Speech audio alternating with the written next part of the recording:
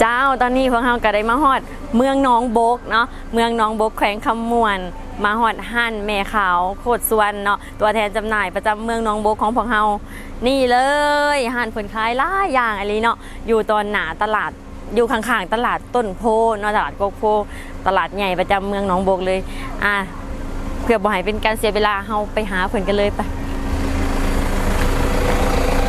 สบายดีเจ้าสบายดีตอนนี้เนาะพวกเราก็ได้มาฮอดหั่นแม่ขาวแล้วเนาะตัวแทนจำหน่ายประจำหนองบกของพวกเราเนาะสุดยอดสมุนไพรเจเฮิร์บเป็นอะไรแม่สุดยอดสมุนไพรเจเฮิร์บเฮานี่ขายดีอยู่บ่ขายดีระดับหนึ่งของเมืองหนองบกขายดีกว่าหมู่เลยเจ้าเนาะสินค้าขายดีเจ้าผู้ใดที่แบบซื้อแล้วก็มาซื้อซ้ำบ่แม่เจ้าใครกินแล้วเขาเจ้าก็บอกต่อเพื่อก็มาซื้ออีกพี่น้องเขาเจ้าก็กินทุกคนหลายถือว่าสุดยอดถือว่าสุดยอดสมคำว่าสุดยอดสมุนไพรเลยเนาะจ้า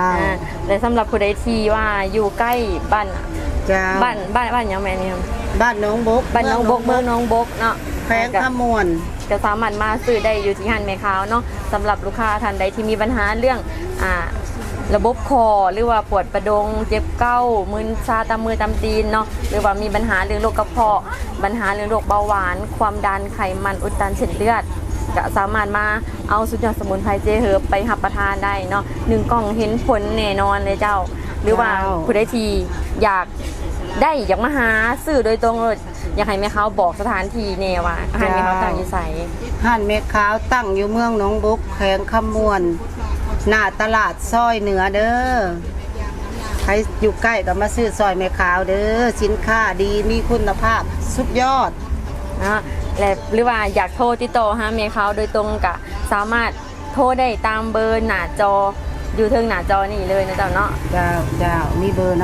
ำเจ้าเพิ่นแล้วเนาะสุดยอดสมุนไพรเจเฮิร์บขายดีเนาะแม่เนาะขายดีเจ้าขอบใจแม่เจ้าสอบถามข้อมูลเพิ่มเติม020 96 27 9944สุดยอดสมุนไพรสดิดแคปซูลเจเฮิร์บ